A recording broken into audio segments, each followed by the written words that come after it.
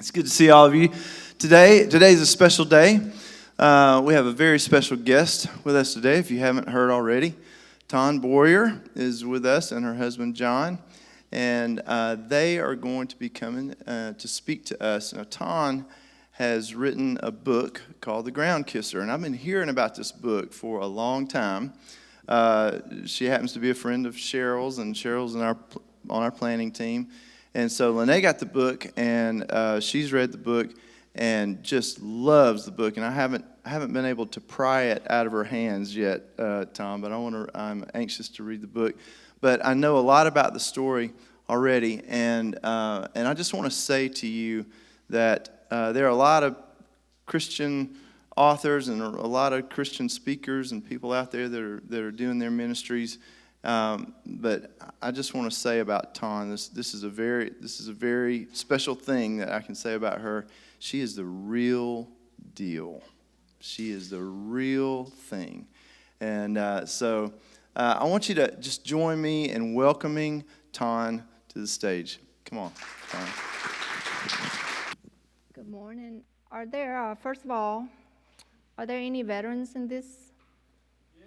Will you stand up and let us thank you for your service and your sacrifice? Thank you so much.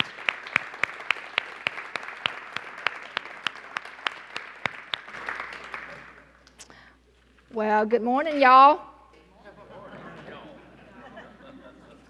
As y'all can see, I'm not from around here. Sort of kind of grew up in southern state of United States of America, but also grew up in South Vietnam. And there's a lot of similarities between the two Souths. I think that both Souths, we tend to be slower in speaking, and we are more laid back. And I think the food from the South is better. Sorry if you're from the North. My story, let me start with a verse that's really resonated with me. It's Isaiah 25:1. Put on my glasses. Lord, you are my God. I will exalt you and praise your name. For in perfect faithfulness you have done wonderful things, things planned long ago.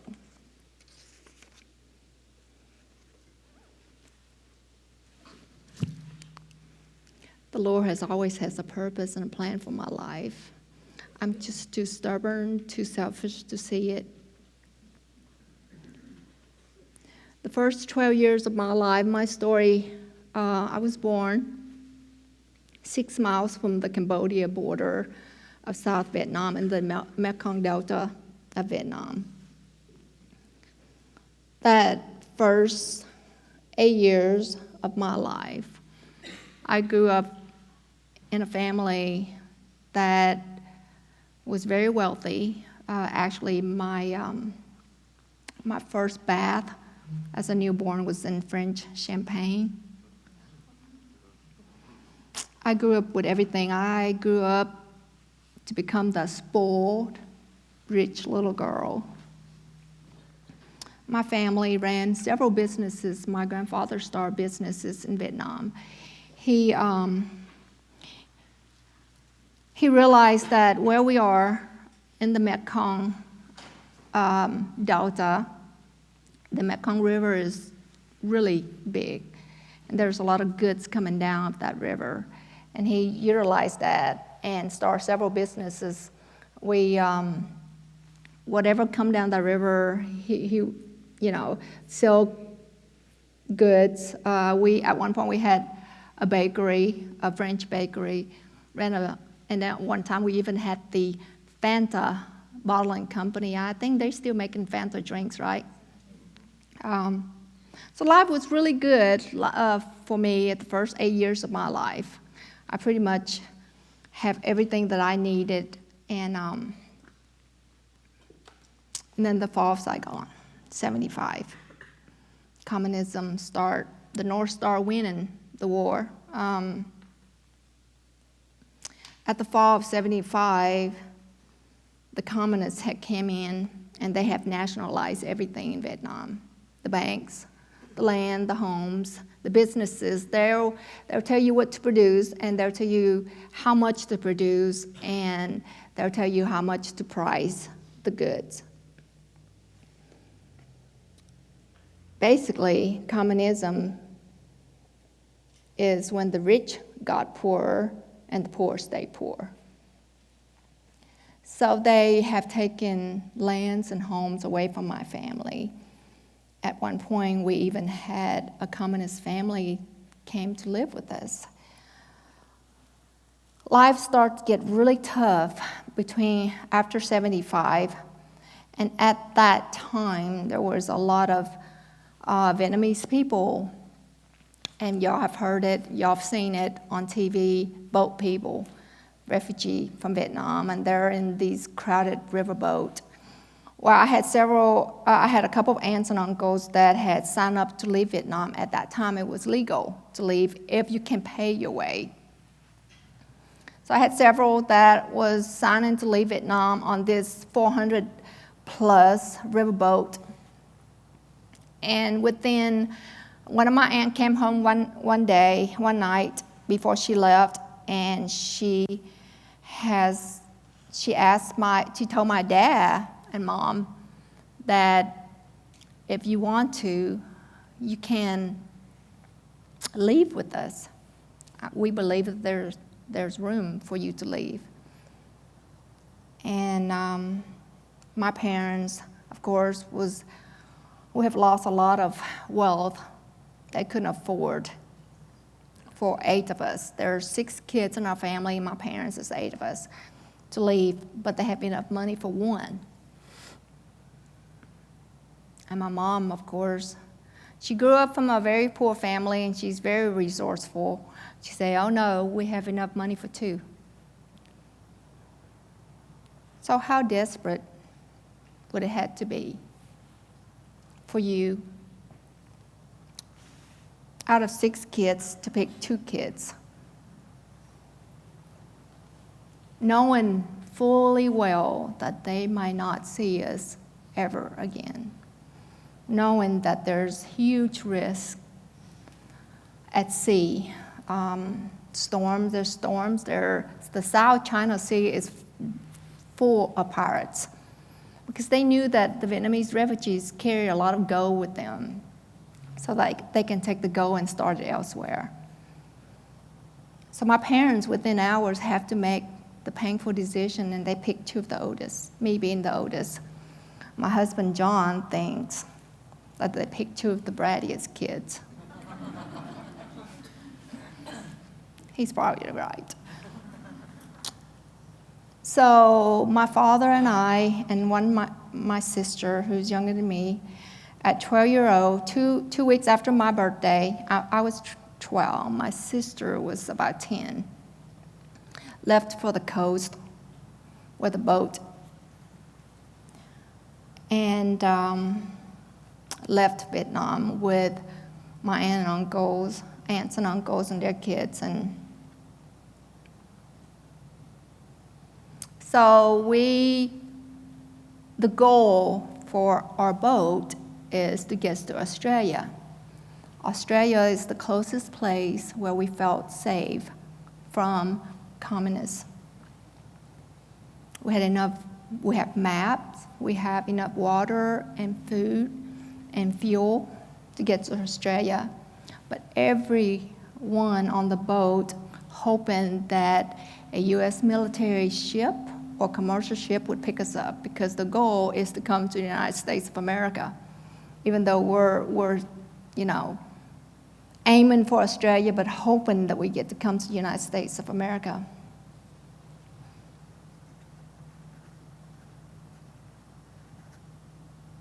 Several days at sea,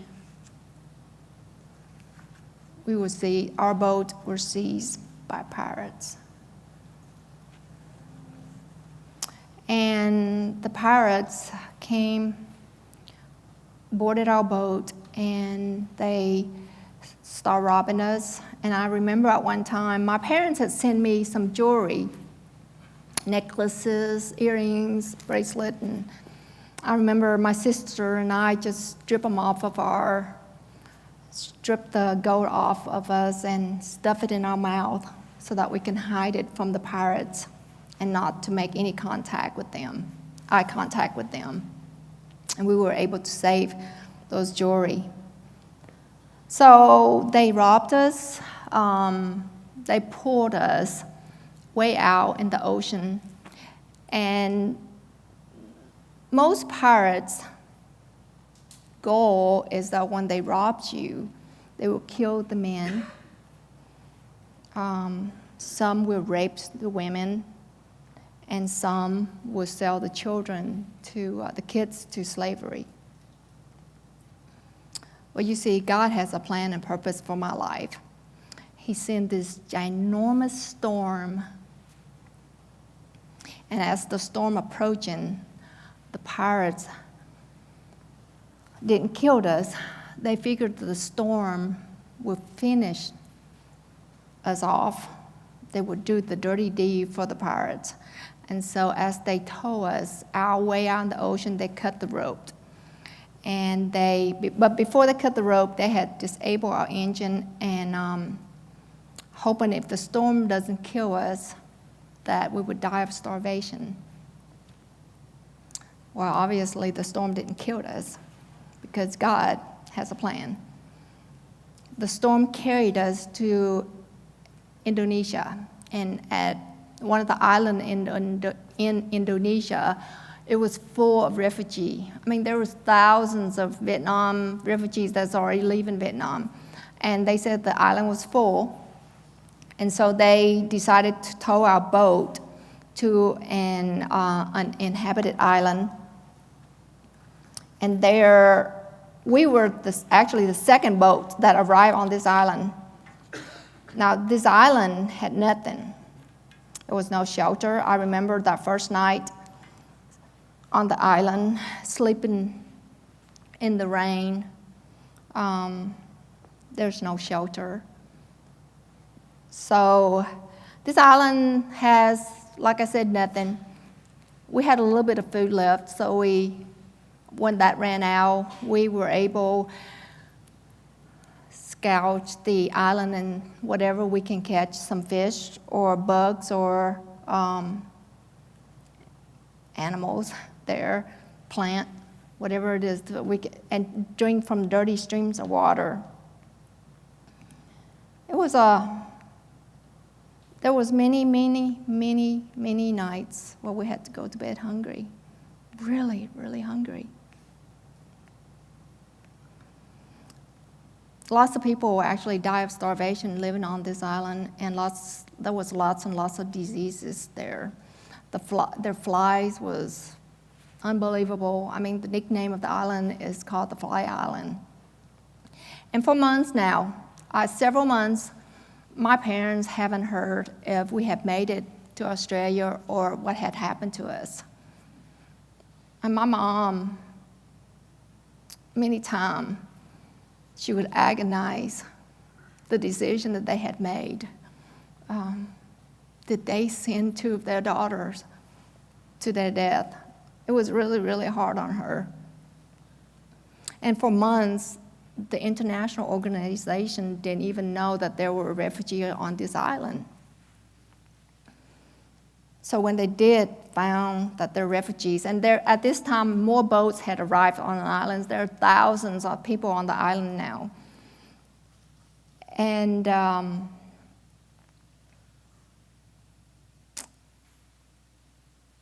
while we were at the island, God had put this family in a church, a Catholic church in Athens, Alabama. There was this nun who had one Sunday spoke on the behalf, the plight of the refugee, and that they need sponsor to get them off the island. And the Van Kirks from Athens, Alabama felt the need that they need to sponsor a family. And of course, we were that lucky family. So after 14 months of really hardship on the island, we arrived July 18, 1980, to Athens, Alabama. And y'all, the American people are just the most generous people on earth. We arrived with an apartment that is furnished. The whole community gathered around us to help us.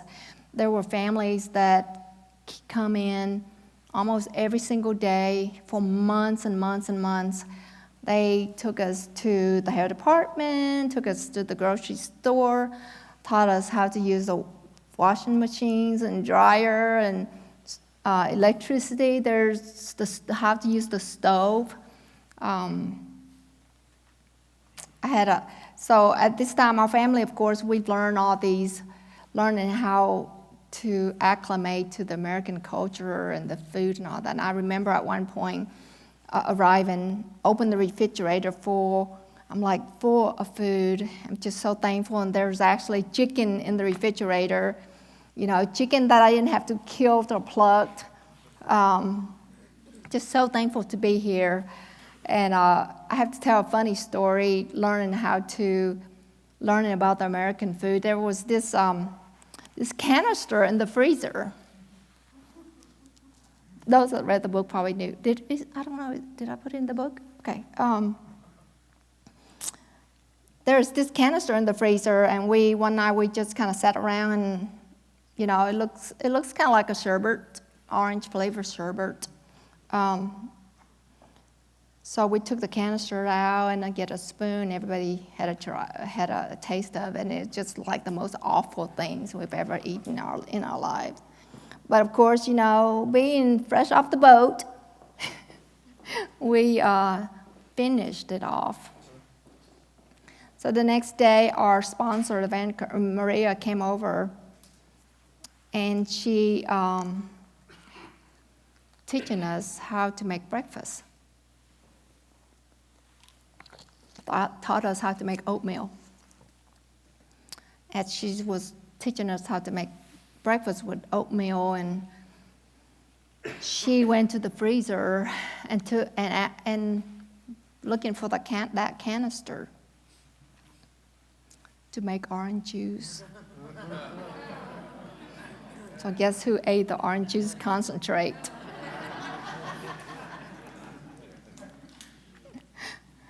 So I grew up in Athens, Alabama.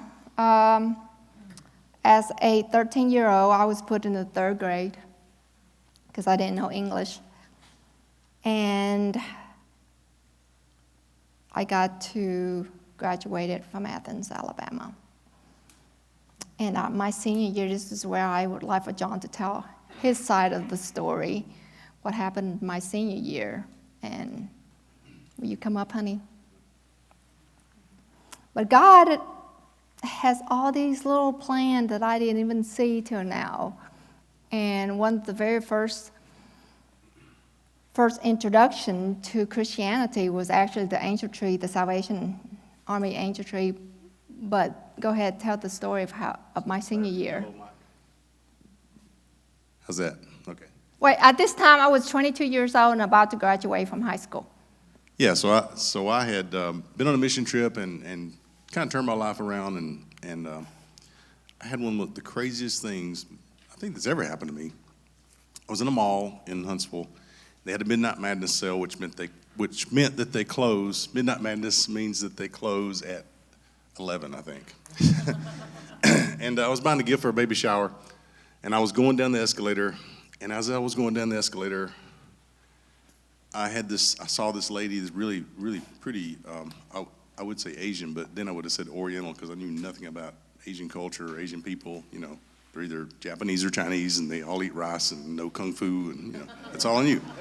But I saw this beautiful lady that was too old for me, and I was like, and I didn't say this. This is the weird thing. I didn't say it. I heard myself say it. I heard my voice say out loud, God, that's what I need. And then I looked around like, did anybody hear that? And it was such a strange event that I went home, and I've still got that calendar. I wrote in the day of that calendar, I wrote the time that it happened, a little cryptic note to myself. I wrote 10:35 in there. So the next day I'm in a baby shower, and a guy I go to church with was dating a girl that happened to be Ton's best friend in high school. Wait, at What? this point, at that 10-something, that was my senior prom night. Right. At the high school, and my best friend, or her boyfriend then, went next door to the park and started praying for me. And when they finished praying that night, they both said, John. And I believe that's about the same time that he heard. Well, afterwards we asked them about what time was that, and they said, well, she had to be home at 11, so it's probably about 10:30. So it all lines up. But so the next day I saw them, and they said, hey, we got this girl we want you to meet. And I said, okay. She's one of Adrian's friends. Well, I don't really want to go out with the high school girl. I was 25. I already graduated college and was working as an engineer. And I was like, I don't want to go out with the high school girl. So no, she's actually 22. And I said, well, I don't want to go out with the stupid high school girl. I mean, I really did say that. And they said, no, she's really smart. She just came here from Vietnam. She's got a college scholarship. She's beautiful and sweet.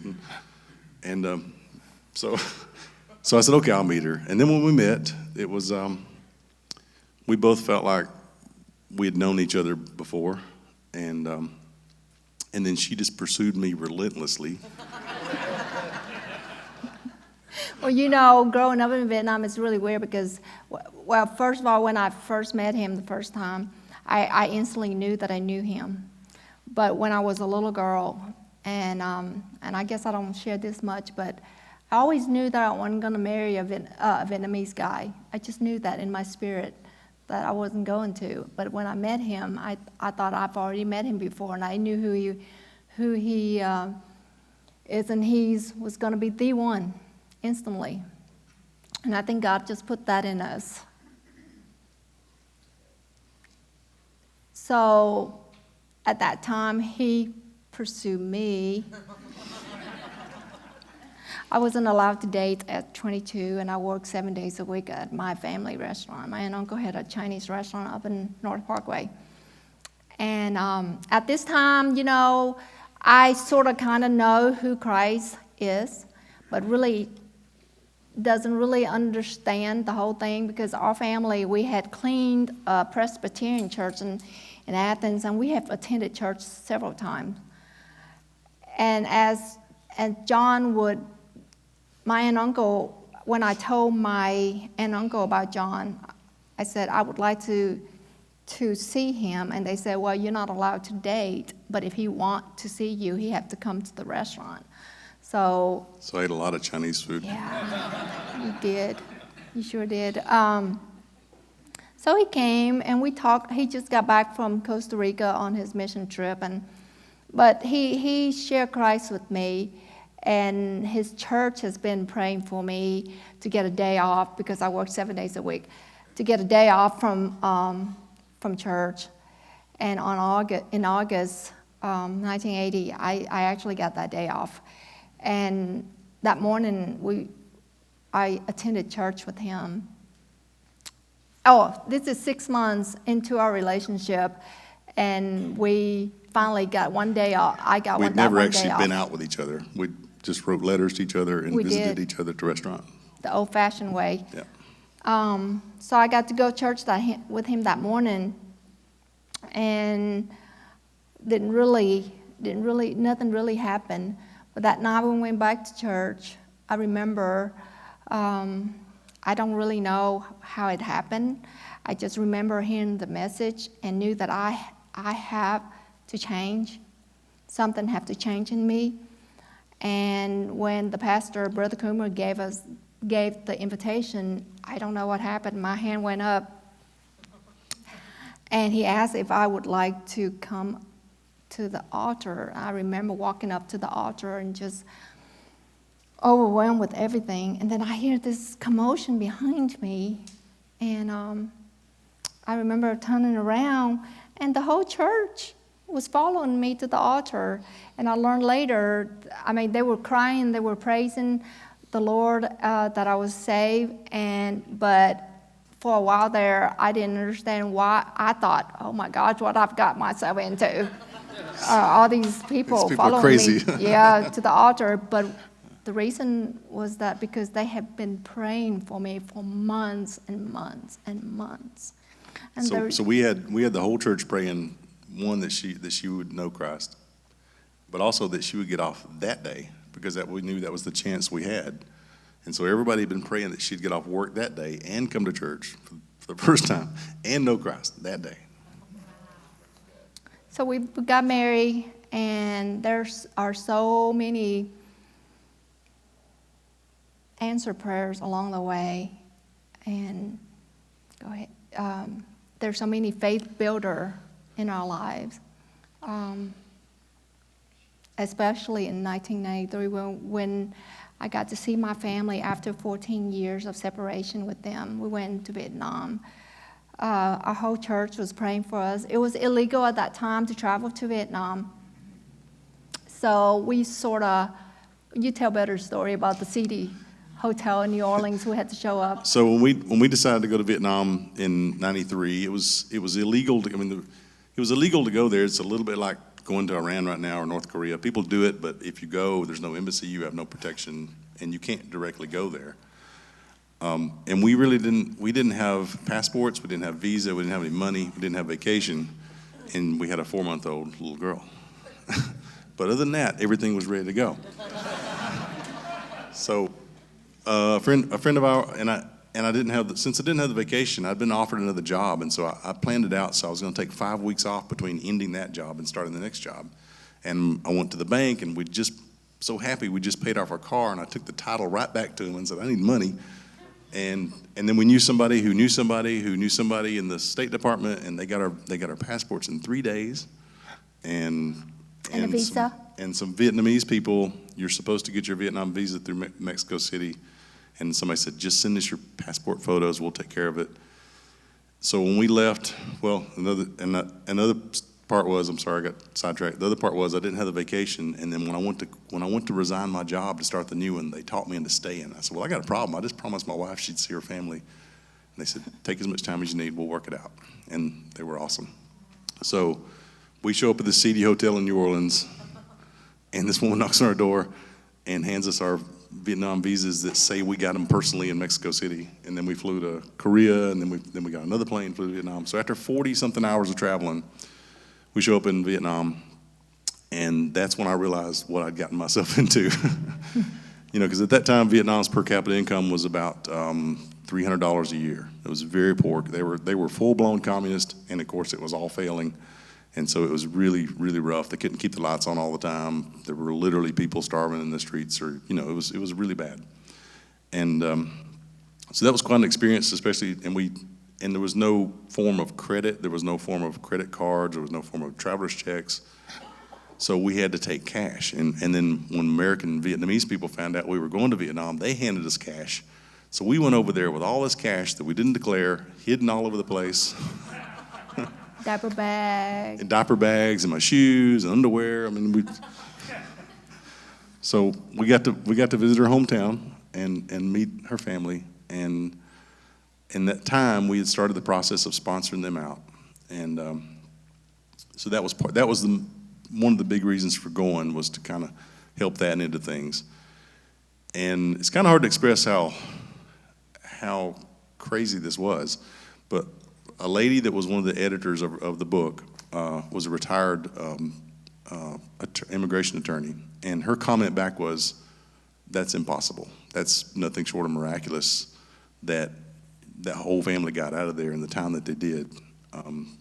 It took only a year and a half. Only took a year and a half. It took 5+ years. Yeah.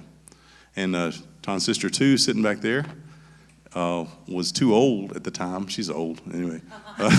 She was too old at the time and to leave, and they let her leave anyway because the U.S. government said, we want to reunite this family that's been separated so long. So we're very, very thankful for that. So 25 years ago, 2 weeks before my son, JB, was born, my family arrived in the U.S. And there was many, many, many things that had happened. Things in our lives got really busy, and everything's wonderful. We had a wonderful family, wonderful job, wonderful this, wonderful that. because things are so wonderful, we start to rely on ourselves and independence from walking away from God's plans and the purpose for us. And the veterans, the book, The Ground Kisser, came about is, the title came from a man in 1990, the 90s. His name is Barry Farber. Does anybody know a talk show host out of New York, Barry Farber? John listened to him a lot during that time, and he spoke of immigrants that come into this country and just so thankful that God has brought them here, that they get on the ground and kiss the ground. And John said, well, I'm going to call him and tell him about you. And he actually got through to Mr. Farber, and he started telling Mr. Farber about his wife, how thankful she's being here. And so Mr. Farber's coin say, well, your wife is a ground kisser, and that's kind of stayed with us for a while. And people say, well, you need to write the book, you need to write the book, and I say, no, I'm not a writer, and there's a lot more people that gone through a lot harder time than I was, not knowing that God's like, you write the book, but honey, it's not for you. Selfishly. And you're not a writer. And I'm not a writer. So selfishly, I didn't want to write the book. And then there were moments during the time I graduated from high school to now. There was one moment in particular in high school. I forgot to tell that part about the ground kisser. I had a friend. Her father served in Vietnam, and I met him for the first time at their house. And he was very reluctant to meet me, and he was very, very sad. He was struggling after coming back from Vietnam. And I remember walking up to him, and I said, Mr. Adams, I heard that Adrian told me that you was a Vietnam vet, and you served in Vietnam. And he said, yeah, I was there. It was not good. And I said, well, Mr. Adams, I just want to tell you, thank you.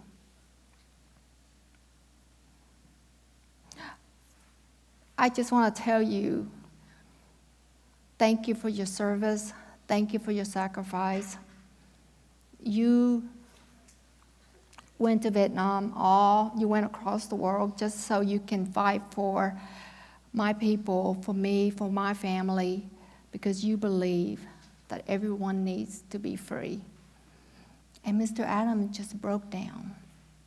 He started crying, and he said, I thought you hate me.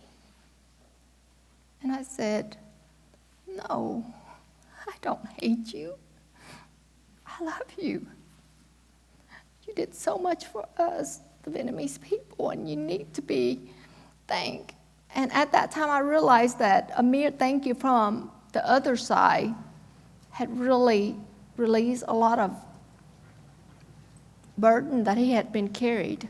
And since this book came out this past April, there are so many stories that we have heard of how our veterans, especially the Vietnam veteran, opened up to their family.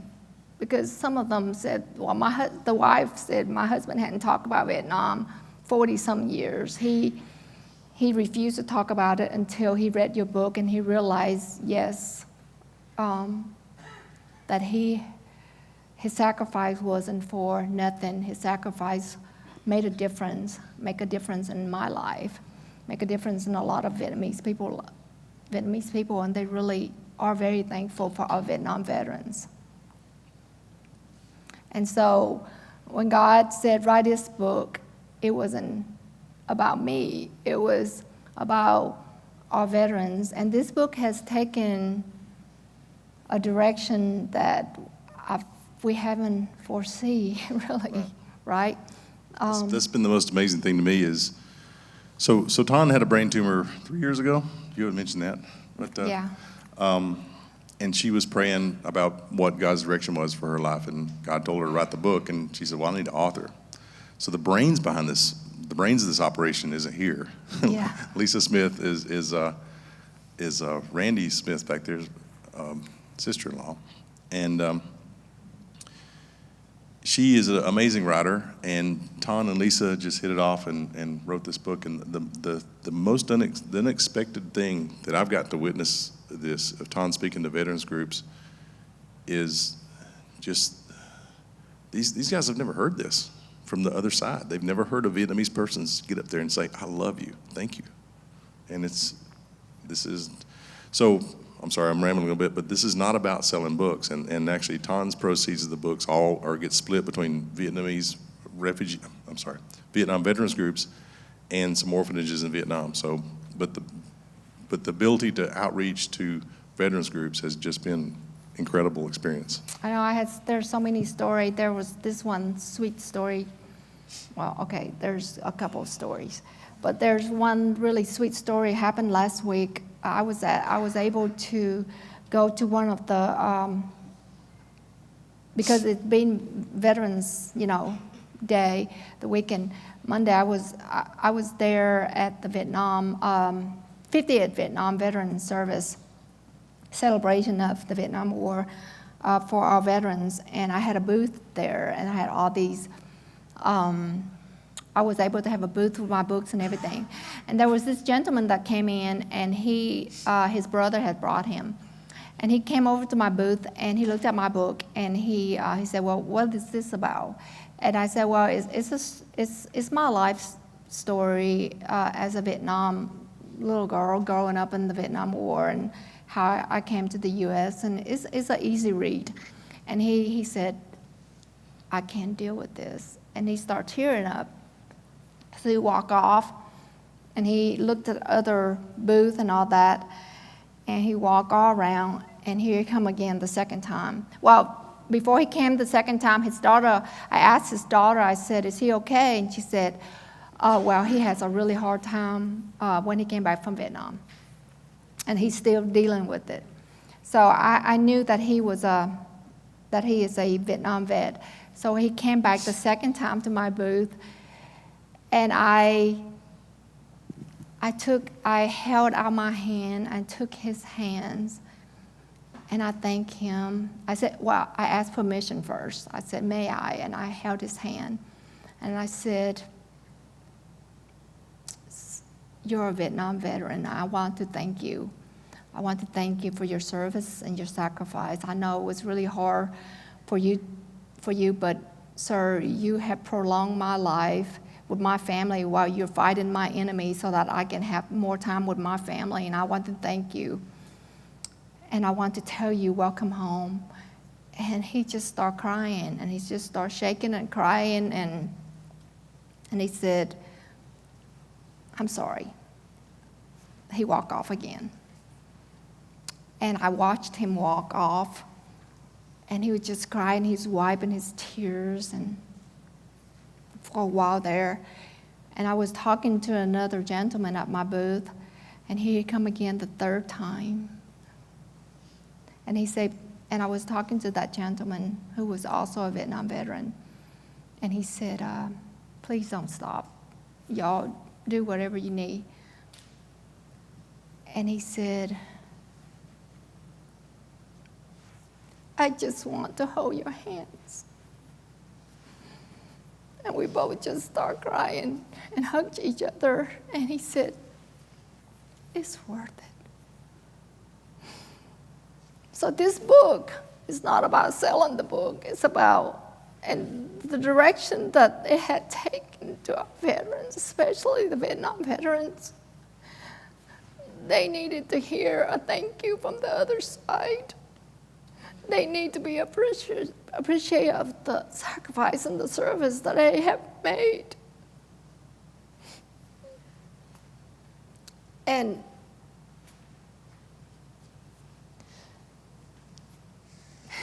I'm sorry. And since and the Vietnam veterans, especially in this area of Alabama, has been an incredible. They have been so supportive of my book, and have many chances and opportunities to go to our veterans and thank them for our service. And God is using this book in a way that I never thought that He. I mean, I don't know why I'm always surprised of the things that God can do, because I guess I'm just so small-minded.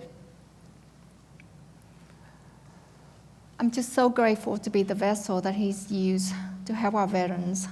And I know that is the ministry that He has for me.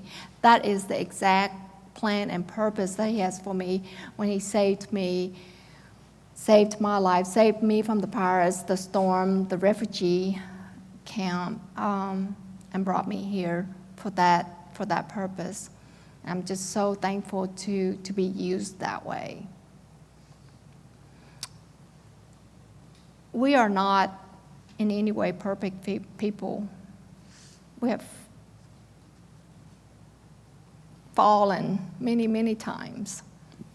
Yeah, I thought that song earlier was really appropriate for us, as abusing God's grace. And I think that's what it was. But we identify with that. But these storms through our lives and Ton's life always had a purpose. And that's the encouraging word we'd like to give you. If you're going through some kind of storm, then God still has a purpose. And He can use terrible things and your terrible mistakes and everything for His good and His glory.